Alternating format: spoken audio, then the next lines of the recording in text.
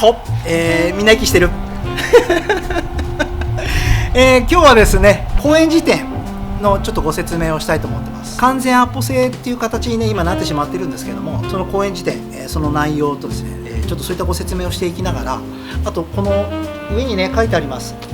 ヴィンテージモーターコレクション、ファーストアローズにですね、ヴィンテージモーターコレクションというですね、どうでしょう、1930年代、40年代、50年代、その頃にですね、ファーストアローズがあったらば、どういったバイクの装飾品を作るんだろうか、そういったところにクローズアップした非常にニッチなレーベルなんですけれども、そういったデモカーが展示してあったりですとか、この高円寺店というのは僕のパートなんで、直接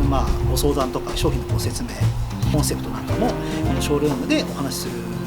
場所としてねやらせていただいてます。あとですね、ファーストアローズオリジンという、ショップ名なんですけども、なぜオリジンかと言いますと、高円寺の北口にあります東通り商店街という商店街でですね、このオリジンはやらせていただいてるんですけども、ファーストアローズが1996年ですね、創業した年、この東通り商店街で始まりました。この商店街はもう少しね北の方にもう本当にどうしよう200メートルぐらいですかね、行ったところの逆サイドにですね、ファーストアローズ最初3坪のお店で始めました。その商店街にまたね町に恩返しができたらっていうことと、僕自身もこの町が好きなんで、ここでねいずれまた商売できたらいいな、お店を構えることができたらいいなって、ずっと思ってたわけですよ。大きくなって帰ってこよう、どこまでね成長できたか分かりませんけども、まだまだ大きくなる所存です。成長していきたい、人間的にも会社的にも成長はしていく所存でございますけど、ひとまず、この町にまた戻ってくることができたんで、そのあたりのお話も含めながら、高円寺店なぜオリジンなのか、なぜヴィンテージモーターコレクションなのか、なぜこんなに雑貨が置いてあるのか、よく言われる、ここは何屋ですか言われますね。何屋か分かんない時が僕にもあります。そういった話も織り交ぜてしていきますので、今日も楽しんで、みんなでいきましょう。よろしくお願いします。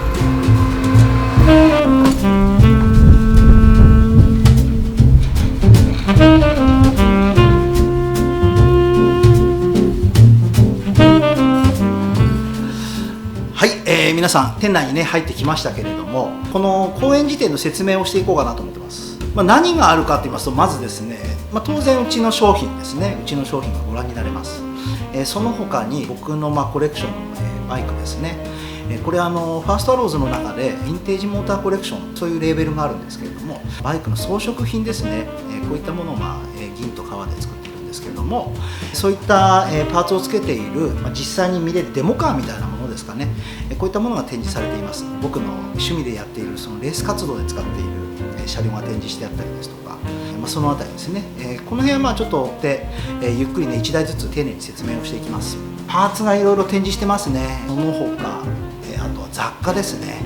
どうでしょう簡単に言うと、僕の、頭の中身、こんなになってますっていう、ちょっと概要がね見れるんじゃないかなっていうような店舗になってますね、高円寺店っていう。そもそも、先ほどもねお話ししましたけれども、この商店街でファーストアローズ立ち上げたんですよね。創業当時使ってた看板とかね、そういったものとかもいろいろ置いてあったりとかするんで、記念館みたいな感じでね、ちょっと見に来てくれたらいいかなと思ってます。じゃあちょっといろいろね追って箇所箇所説明の方させていただきます。こちらにですねありますチョークアートですね。これはシェイキンスピードグラフィック、清水さんがですね描いてくださった一番最初のチョークアートでございます。シェイキン清水さんといえばですね、僕のバイクしかり、うちの店舗、そういったものはいろいろ筆を走らせて作品を描いてくださってます。中でもね一番感動したのは京都店の看板ですね。ガラスに描いていただいたやつ、もう本当に命を削ってね描いてくださって、もうどうだ3日ぐらい寝てなかったんじゃないですかね。すごかったですよ。その清水さんが初めて描いたチョークアートっていうのはここにあるんでね、ぜひ皆さんご覧になってみてください。はい、こちらにねある、バイクつなぎトロフィーなんていうのはですね、先ほどお話ししました、僕がちょっと趣味でやってるレースですね、 AVCC というアメリカのですねヴィンテージのモーターサイクルで筑波サーキットやですね富士スピードウェイを走るっていう無謀なレースなんですけども、これにちょっと僕参加させてもらってます。そこにかかってるつなぎですね、これを着てやってるんですけども、若干ね毎シーズンごと僕きつくなってくっていうね、ちょっとこれどうしようかなっていうところで、きつくなったのと同時にですね、なんと、結構転んだりもしてるんで、業者さんに言われたんですよ。もう次直せませんよ、もう次買ってくださいよってことですよね。ということでですね、新調することにしました。はい、であと、過去の栄光じゃないですけどトロフィーですね、トロフィーたち、バイクもねそのうちちょっと紹介しますけれども、おかげさまでですね優勝したりですとか表彰台ですね、乗ってるものです。これはおよびですね、ちょっとチャンピオンになった盾とかね、そういったものもあります。下の段はですねこれもうちょっと増やせるようにね、怪我しないように頑張っていこうかなと思ってる次第なんですけれども、今シーズン来シーズン皆さんよかったら応援してください。よろしくお願いします。このトロフィーの横にね置いてある木を彫ってあるやつですね、これ何かって言いますと、版画って皆さん幼少期に作ったことある方もいるのかな、いらっしゃると思うんですけども、その版画の原版ってやつですね。これを僕は20周年の時にプレゼントしていただいたんですけども、どういった方にプレゼントしていただいたかと言いますとですね、僕がこの東通り商店街という、高円寺の商店街なんですけども、野球でいうどうでしょう、セ・リーグとパ・リーグがありますけど、パ・リーグ的なあんまりちょっとね人が入ってない商店街なんですけども、ちょうどねその辺り家賃も安くて、ギリギリここでしか僕ちょっとね商売始めることができなかったんですよ。でその商店街を、散策といいますかパトロールしてる時にですね、お仕事が終わってからパトロールしてたんですけども、夜中ですよね。夜中この、作家さんがですね夜な夜なずっとこの木を彫ってるんですよ。その様を見て、こういうかっこいい人がいるところで僕開業したいなと思ったんですよね。でその、作家さんとすぐに、ご挨拶をして、そこから可愛がっていただいてるんですけども、現在もね非常に元気でやられていて、この商店街の会長さんに、今、就任されております。昔よりかはねちょっと版画の活動というのは年齢もあるので縮小されてるんですけども、ちょっと20周年を前にしてちょっと僕今20年を迎えるんです。ちょっと作品買わせてくださいということでですね、ちょっと制作の依頼をしまして、で出来上がったのがこちらなんですけども、龍がですね矢を持ってますね。ファーストアローズということで、うちのことはねさすがにお付き合いも長いんでよく知ってるわけなんですけれども、ちょっとそういったところで非常にこの構想2年ぐらいかかったのかな、もう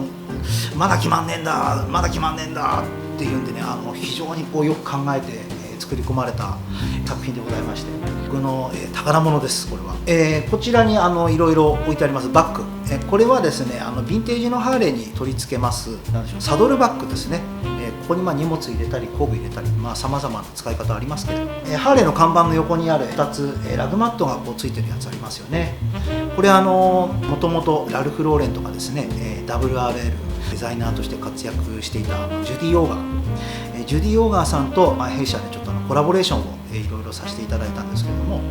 このジュディ・オーガーさんとのコラボの3弾目ですかね、第3弾でバイクとコラボをしようっていうことでですね、ジュディ・オーガーさん、あとはヴィンテージのハーレー・ダビッドソン、あとはうちですね弊社ファーストアートですね、この3つをちょっと題材にしたコラボレーションをした時のサドルバッグなんですね。これですので、この作風をね多分ラルフ・ローレンとか WRL とかで見たことがある方がねいらっしゃると思いますけど、ジュディさんと直接ねアメリカ行って、何度か打ち合わせをしてですね、このコラボレーションというのはいつもやらせていただいてるんですけども、今のところこの第3弾まで順調に進んでおります。第4弾またあると思いますのでね、この辺りもちょっと注目してください。その隣にあるこの黒いバッグですね、黒いバッグ、これはですね1947年48年に使われていましたハーレーの純正のサドルバッグでございます。通称ロックタイトナっていう名前がついてますけども、南京錠をつけてですねカバンをロックできるっていうところがロックタイトっていう名前になってます。でこれはね純正品なんですけれども、僕の手元に来た時はもうバラバラのビーフジャーキー状態だったんですね。でこれをちょっと手直ししまして使えるところまで持っていったんですけれども、これがですね、僕らの出るヴィンテージモーターコレクションの中でのサドルバッグのうちの一つのソースになってます。これがね、これを題材にしていろんな部材を採寸したり型紙を取ったり、そういったところからカバンを作ったという経緯なんですけども、一応本物から一応型紙を取りたいというところでですね、どうしてもオリジナルがどうしても必要だったんで、バラバラにはなったんですけども、一度、せっかくなんでねっていうことで復元してまたリペアしました。その次一番端っこですね、これがですね実は可愛らしいカバンなんですけども、非常にプライス的に一番可愛くないというカバンでございまして、どんなカバンかと言いますと、もう本当にね詳しい人はね分かると思うんですけども、1936年ナックルヘッドというエンジンがあるんですけども、それのファーストイヤーのオリジナルのサドルバッグでございまして、これをですね、手に入れてですね、今後またなんか作る時の題材にしようかなっていうところと、その他にもねいろいろプロジェクトがまだまだ進行してますので、まだちょっとね影を潜めて、隠れております。でもどうでしょう、カバンもね長いこと生を受けて長いこと経ってるみたいですけども、まだもうちょっと何年かね寝ててもらって、もう少ししたらですね日の目を見ることがあるんじゃないでしょうか。その際はあの時言ってたカバンだな、これかなんてね、ちょっと注目してやってください。はい、ありがとうございます。はい、こちらのですねハーレー・ダビッドソンの看板ですね。これよくねこういった看板雑貨屋さんで売ってるかと思いますけども、いわゆるそのイメージされる看板のオリジナルですね。これはおおよそ1930年代頃からですね、よく電柱とかにですねこれぶら下がってた看板なんですよ。ここにいろんなメーカーさんのハーレーに限らずペイントをしてですねお店があると、そこまで何キロですよ遊びに来てねっていうような広告収入を得ていた看板でございます。でこれ穴が開いてます。いくつか開いてるんですけども、これ弾痕です。拳銃の穴ですね。拳銃で撃ち抜いた穴です。これ当時の若者かちょっと切れちゃってるやつかわからないんですけれども、これをね的にして拳銃を撃っていくっていう、そういった遊びがどうやら流行ったらしいです。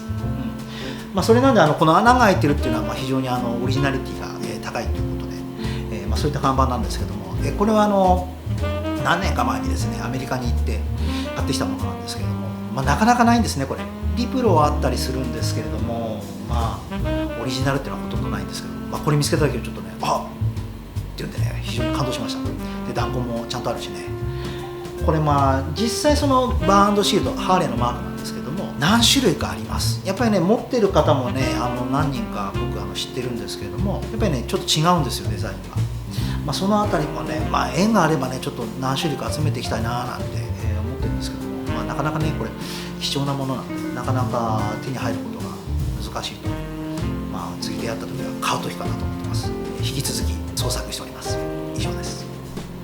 はい、こちらにねあるのが純正のハーレー・ダビッドソン純正のおそらくですね30年代40年代の頃に発売されていた充電器です。バッテリーの6ボルト用なんでね、実際その6ボルトの車両であれば使えるのかもしれないんですけれども、実際本当に使えるかどうかってところまた微妙なところです。でもルックスがいいんでね何年か前に、購入しました。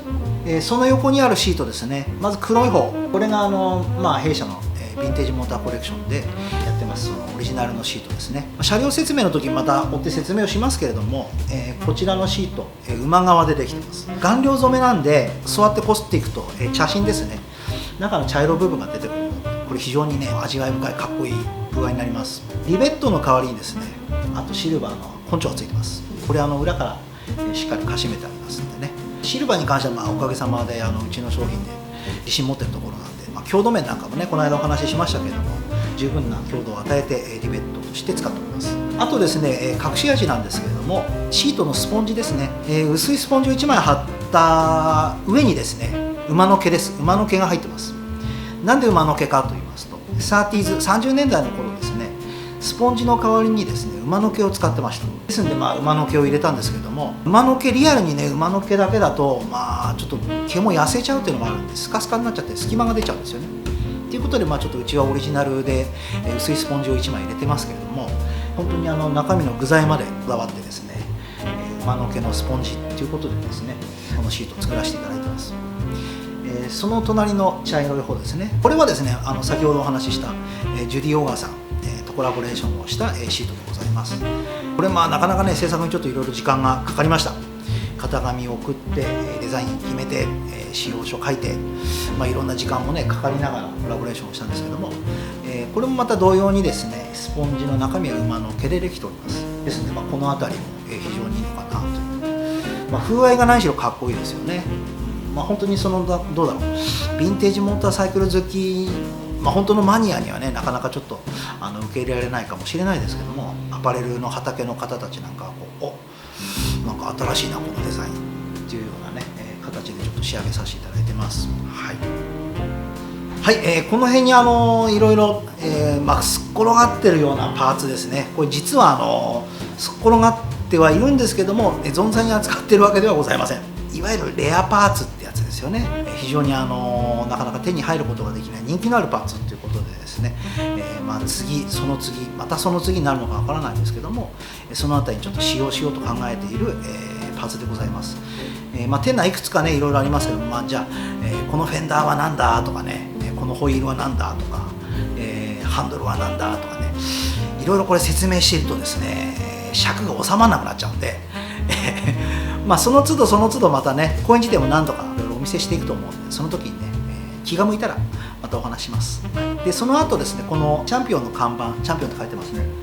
これチャンピオンパークプラグ、こういったメーカーの、販促物なんですかね、そういったもので当時使われていたもので、プラグを入れるための箱っていうことでですね、本当にうちに僕のプラグが入ってます。ストックしてますですので、プラグケースのあるべきケースの使い方としてちゃんとプラグ入れて使ってます。その横ですね、これまた電装メーカーさんの箱なんですけれども、この辺りにバイクの電装部品ですね、こういったものを入れて実際に今使ってます。なかなか古いものですね、この辺り。その下行きますと、いわゆるバイクの盗難防止のチェーンみたいな形してますよね。で実際これ本当にそのように使われていました。これのヴィンテージですね。強度面がどうの、あとは本当に泥棒さんに打ち勝てるかっていうと、これ一抹の不安はありますけど、ないよりかはいいんじゃないかっていうレベルだと思います。実際本当にね使って鍵なくしちゃっても本当にね困っちゃうんでね、展示してます。でも非常にルックスもいいんで、僕らのねデザインの勉強になります、こういったのは。でそこからずらっといきます。いろいろピカピカ光ってる盾がありますね。年末に行われます横浜で行われるホットロッドカスタム賞受賞をねさせていただいた盾の数々でございますけれども、家に置いとくよりもこういうところに置いた方がかっこいいかなということでいろいろ展示させてもらってます。これがまたね増えるようにまた頑張っていこうかなと思ってます。あとですね、この真ん中にあるハーレーの額縁、額装されている旗ですね。これね、これも30年代40年代の頃だと思います。販促物として、使われていた、バナーですよね。文句なしにかっこいいんで額装してます。汚れもね当時の、まま残ってたりなんかして雰囲気が非常にあります。この辺りもぜひ見ていただけたらと思います。あとですね、一番端っこにあるこの絵ですね。これはですねA出版さんからいただきました。これとあるイベントでですねクラッチマガジンさんが賞をいただいた時の副賞としてですねいただいた、作品でございまして、この作家さん非常に人気ございます。はい、あとですねこの内観ですね。内観を作ってくれているのは僕の、長くからの友人の大西亮君が、作ってくれてます。ランプスっていうね会社名、ブランド名でねやってます。いろいろね昔から彼とはねいろんなものを作ってるんですけれども、今回も全面的に協力をお願いして作ってもらってます。この距離感で見ると完全にコンクリートにしか見えません。あとはもろもろねいろいろ中剥がしたりいろんなことしましたけども、ちょっとヘビーデューティーな、作りにしようということでですね、ガレージ感出すということで今回は無機質な、テーマでやってます。照明なんかもねかっこいいの探してきてもらったり、あとは、僕のコレクションだったりランプスのオリジナルだったり、そういったものが、随所に、散りばめてあります。どうしてもねものづくりの、血がたぎると言いますか、やり始めるとどうしても気合入っちゃうんですよね。ですね、お金もちょっとかけすぎちゃったのでちょっとお店にしないとまずいなっていうことで、お店にしたっていう裏話もあります。